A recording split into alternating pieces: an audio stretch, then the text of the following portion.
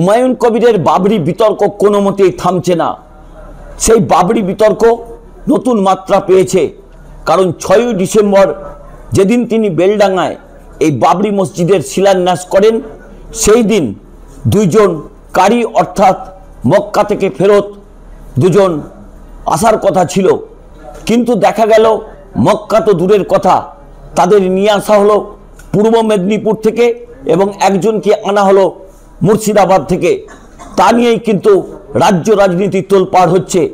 যদিও সংখ্যালঘু মুসলিম সম্প্রদায়ের মধ্যে, ধর্মপ্রাণ মুসলমান সম্প্রদায়ের মধ্যে এই হুমায়ুন কবিরের যে দ্বিচারিতা, তা নিয়েও কিন্তু যথেষ্ট প্রশ্ন উঠতে শুরু করেছে। তবে এই ঘটনার পর হুমায়ুন কবির তিনি কিন্তু সংবাদ মাধ্যমের সামনে দায় স্বীকার করেছেন। তিনি বলেছেন তার সঙ্গে প্রতারণা করেছেন সিদ্দিকুল্লাহ চৌধুরী। সিদ্দিকুল্লাহ চৌধুরী তৃণমূল কংগ্রেসের নেতা এবং তিনি রাজ্যের মন্ত্রীও বটে। তিনি নাকি তার সঙ্গে প্রতারণা করেছেন। যদিও সিদ্দিকুল্লাহ চৌধুরী হুমায়ুন কবিরের সমস্ত বক্তব্যকে নস্যাৎ করে দিয়েছেন। তিনি বলেছেন এই ঘটনার সঙ্গে কোনো মতেই তিনি জড়িত নন। এখন প্রশ্ন উঠছে, ধর্মপ্রাণ মুসলমান সংখ্যালঘু মানুষদের নিয়ে যে ছেলে খেলা করার চেষ্টা করছেন এই ভরতপুরের তৃণমূল কংগ্রেসের বিতর্কিত বিতাড়িত বিধায়ক, তা নিয়েও কিন্তু রাজ্য রাজনীতি তোলপাড় হচ্ছে। তবে সংখ্যালঘু মুসলিম সম্প্রদায়ের বাবরি মসজিদের প্রতি তাদের কিন্তু একটা দুর্বলতা রয়েছে, কিন্তু সেটিকে নিয়ে যেভাবে রাজনীতি করার চেষ্টা করছেন, যেভাবে নতুন দলের কথা বলছেন এই হুমায়ুন কবির, তা নিয়েও কিন্তু সংখ্যালঘুদের মধ্যে যথেষ্ট প্রশ্ন উঠছে। কারণ সংখ্যালঘু সম্প্রদায়ের যে সেন্টিমেন্ট রয়েছে বাবরি মসজিদে, সেটা নিয়ে তারা কোনো মন্তব্য করছেন না, কিন্তু হুমায়ুন কবির যেভাবে এটিকে রাজনীতির বিষয় বানিয়েছেন তা নিয়েও যথেষ্ট প্রশ্ন উঠছে।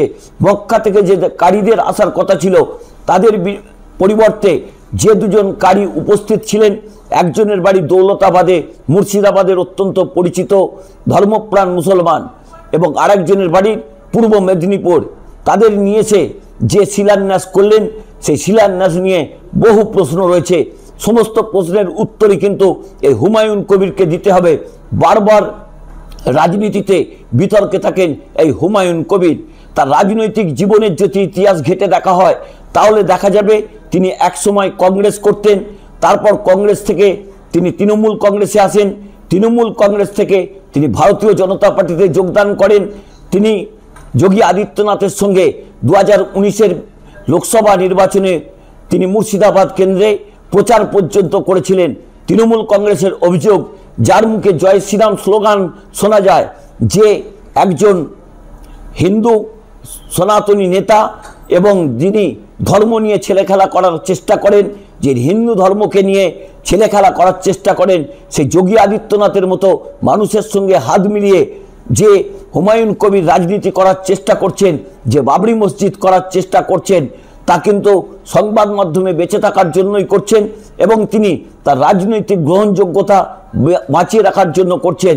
সংখ্যালঘু মুসলিম সম্প্রদায়ের মানুষ যেদিন 6 তারিখ অর্থাৎ বাবরি মসজিদ শিলান্যাস হয়েছিল, সেদিন কিন্তু তারা বাবরি মসজিদের টানে গেছিলেন, সেদিন তারা হুমায়ুন কবিরের ডাকে যাননি।